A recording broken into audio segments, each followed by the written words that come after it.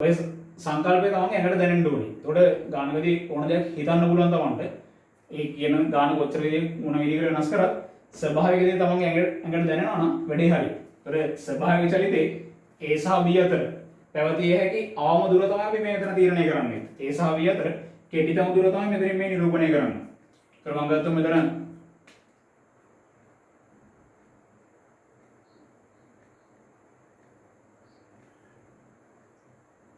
මේ ලක්ෂය නම් කරනම් capital M ලෙස, මේ ලක්ෂය කැපිටල් O, මේ ලක්ෂය කැපිටල් P, ඊළඟ මේ ලක්ෂය කැපිටල් Q ලෙස ගත්තොත් අපි ගත්තොත් කාලය ගත වෙද්දී කැපිටල් B රථය P ලක්ෂයේ ඉඳන් M දක්වා ගමන් කරද්දී දෙදෙනා අතර පරතරය එන්න අඩු වෙනවා. OM රේඛාව තමයි දෙදෙනා අතර අවම පරතරය වෙන්නේ. ඒ වගේම M වලින් නම් Q දක්වා යද්දී කාලය ගත වෙද්දී M වලින් නම් Q දක්වා යද්දී A සහ B අතර පරතරය එන්න වැඩි වෙනවා. එහෙනම් A සහ B අතර අවම පරතරය තියෙන්නේ මේ OM රේඛා ඛණ්ඩයේ දිග. ඒතර අපිට දෙදෙනා අතර කෙටිතම දුර තීරණය කරන්න පුළුවන් මේ OM රේඛා ඛණ්ඩයේ දිග. දෙදෙනා අතර කෙටිතම දුර තමයි මේ OM රේඛා ඛණ්ඩයේ දිග. මම R ලෙස නම් කරොත් මේ පාදයේ දිග R ලෙස නම් කරොත් අපිට මේ කෙටිතම දුර ගණනය කරන්න පුළුවන් මේ ඇල්ෆා කෝණය සහ මේ දිග අපි දන්නවා ඒක කිලෝමීටර් 50යි. 1.50ක ටිකක් මේ දෙන්නේ. නම් මේ ශ්‍රීකෝණ ත්‍රිකෝණයෙන් අපිට R වල අගය නිර්ණය කරන්නත් පුළුවන්. කෙටිතම දුර අපිට ගණනය කරගන්න පුළුවන්. ඒතර මේ කෙටිතම දුර කියන සංකල්පය තමන්ගේ ඇඟට දැනෙන්න ඕනේ. ස්වභාවික අවස්ථාව මොකද්ද කියන එක. මුලින්ම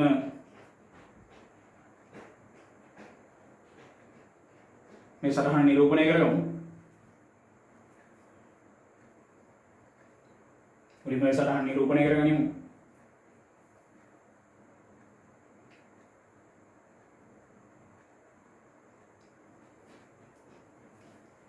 සටහන නිරූපණය කළා. පහලින් ලියගමු. පහලින් ලියගමු තරල ගුණ දාලා ලියගමු. පහලින් තරල ගුණ දාලා ලියගමු.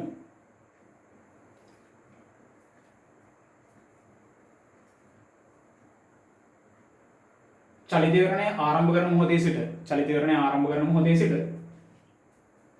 චලිත විවරණය ආරම්භ කරන මොහොතේ සිට චලිත විවරණය ආරම්භ කරන මොහොතේ සිට ක්‍රමයෙන් කාලය ගත වන විට ක්‍රමයෙන් කාලය ගත වන විට ක්‍රමයෙන් කාලය ගත වන විට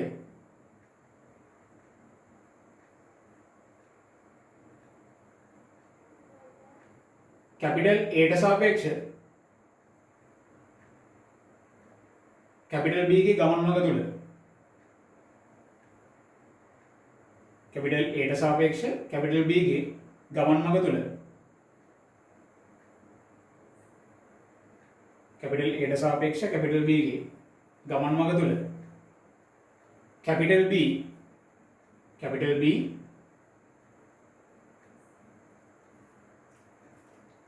කැපිටල් P ලක්ෂයේ සිට කැපිටල් P ලක්ෂයේ සිට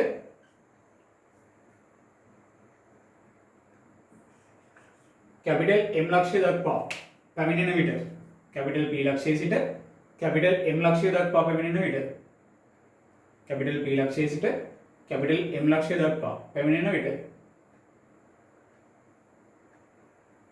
දෙදෙනා අතර පරතරය ක්‍රමයෙන් අඩු වේ. දෙදෙනා අතර පරතරය ක්‍රමයෙන් අඩු වේ. දෙදෙනා අතර පරතරය ක්‍රමයෙන් අඩු වේ.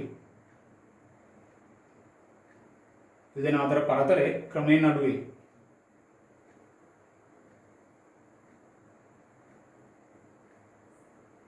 දෙදෙනා අතර පරතරය ක්‍රමයෙන් අඩු වේ.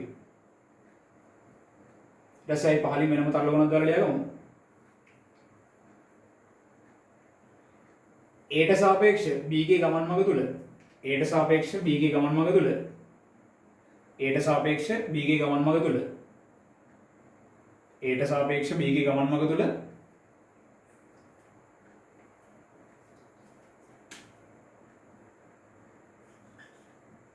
කැපිටල් M සිට කැපිටල් Q දක්වා කැපිටල් M සිට කැපිටල් Q දක්වා කැපිටල් M සිට කැපිටල් Q දක්වා කැපිටල් B ගමන් කරන විට කැපිටල් B ගමන් කරන විට කැපිටල් B ගමන් කරන විට A හා B අතර පරතරය ක්‍රමයෙන් වැඩි වේ. A හා B අතර පරතරය ක්‍රමයෙන් වැඩි වේ. A හා B අතර පරතරය ක්‍රමයෙන් වැඩි වේ.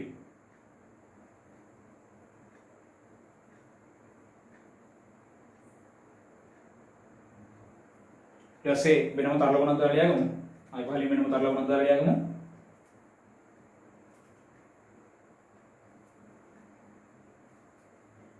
යට සාපේක්ෂ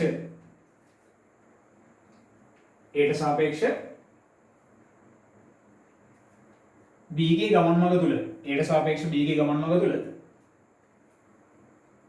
යට සාපේක්ෂ B ගේ ගමන් මඟ තුල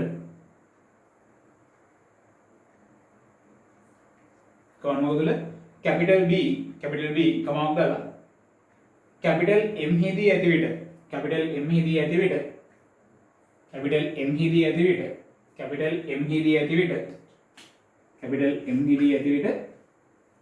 A හා B අතර කෙටිම දුරක් පවතී. A හා B අතර කෙටිම දුරක් පවතී. A හා B අතර කෙටිම දුරක් පවතී. A හා B අතර කෙටිම දුරක් පවතී. A හා B අතර කෙටිම දුරක් පවතී. ඊටසේ පහලින් වෙනම ලියාගමු. A හා B අතර කෙටිතම දුර A හා B අතර කෙටිතම දුර සමානයි. A හා B අතර කෙටිතම දුර සමානයි. A හා B අතර කෙටිතම දුර සමානයි. OM රේඛාඛණ්ඩයේ දිග සමාන වෙනවා R ට. R සමානයි. මෙතන R කියන දිග කෙටිතම දුර. මේ ශ්‍රීජිකෝණ ත්‍රිකෝණයෙන් අපිට ලැබෙනවා කර්ණය 150යි. කෝණය ඇල්ෆා. එතකොට කර්ණය වර කෝණයේ sin ගේ සමග භාජය 50යි sin ඇල්ෆා. A හා B අතර කෙටිතම දුර 50යි sin ඇල්ෆා. A හා B අතර කෙටිතම දුර 50යි sin ඇල්ෆා. අපිට එතන ඒකක කිලෝමීටර. මේ දෙන්නේ ස්වභාවික චලිතයේ A හා B අතර පවතින හැකි කෙටිතම දුර. පහලින් තරලකුණක් දාලා ලියගමු.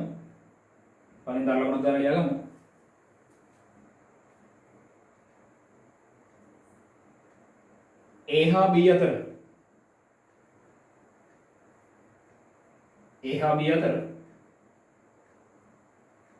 මෙම ගණනය කළ කෙටිතම දුර A හා B අතර මෙම ගණනය කළ කෙටිතම දුර A හා B අතර මෙම ගණනය කළ කෙටිතම දුර A හා B අතර මෙම ගණනය කළ කෙටිතම දුර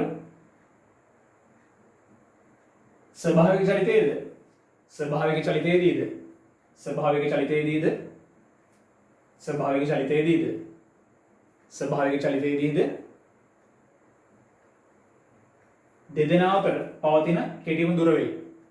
ස්වභාවික චලිතයේදීද දෙදෙනා අතර පවතින කෙටිම දුර වේ.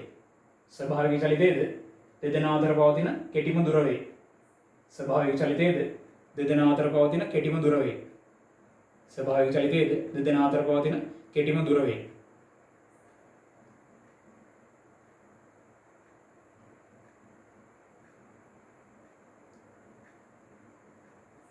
ස්වභාවික චලිතයේද දෙදෙනා අතර පවතින කෙටිම දුර වේ.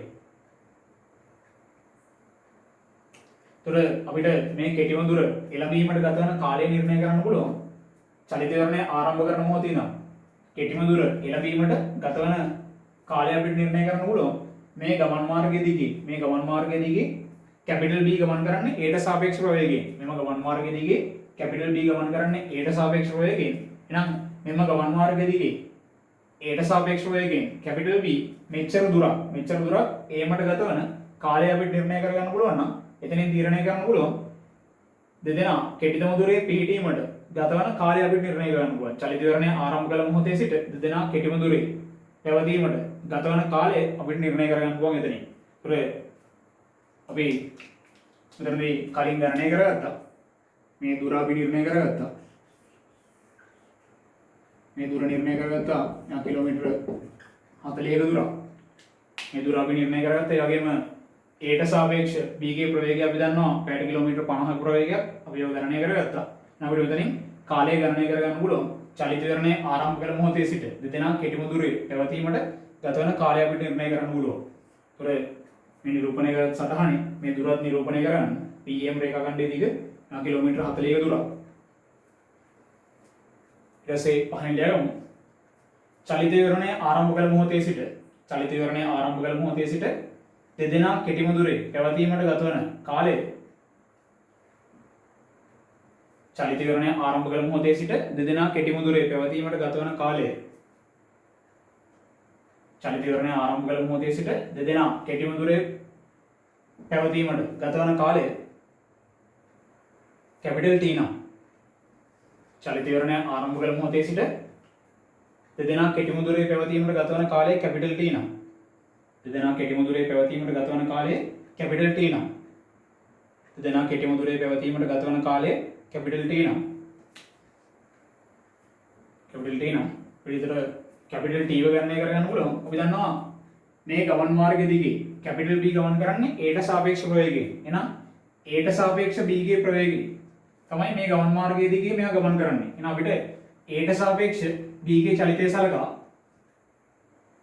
මේ ගමන් මාර්ගය දිගේ මම පහළට චලිත සමීකරණය දුවුවා. එතකොට මෙයාගේ මේ දිශාවට චලිතය අපි සැලකුවොත් එයා ඒකාකාර ප්‍රවේගයෙන් මේ ගමන් මාර්ගය ගමන් කරන්නේ. එහෙනම් අපිට A ට සාපේක්ෂ B ගේ චලිතය සලකා එහෙම ලියමු. ලියමු පහලින් A ට සාපේක්ෂ B ගේ චලිතය සලකා A ට සාපේක්ෂ B ගේ චලිතය සලකා A ට සාපේක්ෂ B ගේ චලිතය සලකා A ට සාපේක්ෂ B ගේ චලිතය සලකා එම ලෙස දකුණින් නැගෙනහිරට ඇල්ෆා කෝණයක් ආනත දිශාවට මෙතන S සමාන UT. මෙතනදී අපිට ඒකාකාර ප්‍රවේගයෙන් මා චලිත වෙන නිසා තීරණය ගන්න කොහොම ලෙස මෙයා ගමන් කරන දුර අපි දන්නවා 40 කිලෝමීටර දුරක් ගමන් කරන්නේ. ප්‍රවේගය අපි දන්නවා මේ ගමන් මාර්ගය තුල මෙයා ගමන් කරන්නේ A ට සාපේක්ෂ ප්‍රවේගයෙන්. A ට සාපේක්ෂ B ගේ ප්‍රවේගය පැයට කිලෝමීටර 50ක ප්‍රවේගයක්. වරක් ගත වන කාලය කැපිටල් T. දැන් අපිට එතන තීරණය ගන්න පුළුවන් කැපිටල් T සමාන වෙනවා. එතන 4 බෙදීම 5යි. පැය 4 බෙදීම 5යි. ක්‍රමයෙන් අපිට මිනිත්තු වලින් තීරණය ගන්න පුළුවන්. පැය 5න් 4යි. නම් මෙයාව 60න් වැඩි කරොත් අපිට මිනිත්තු වලින් තීරණය ගන්න පුළුවන් කාලය 4 බෙදීම 5 වරක් 60යි. මිනිත්තු වලින් අපි කාලය කිව්වොත් එතන 5 වරක් 1යි 5 වරක් 12යි 12 වරක් 4 48යි මිනිත්තු 48යි. අපිට කැපිටල් T ඔම ලෙස නිර්ණය කරන්න පුළුවන් මිනිත්තු 48යි. කියන්නේ චලිත විවරණයේ ආරම්භ කළ මොහොතේ සිට දෙදෙනා කෙටිම දුරේ පැවතීමට ගත වන කාලය මිනිත්තු 48යි.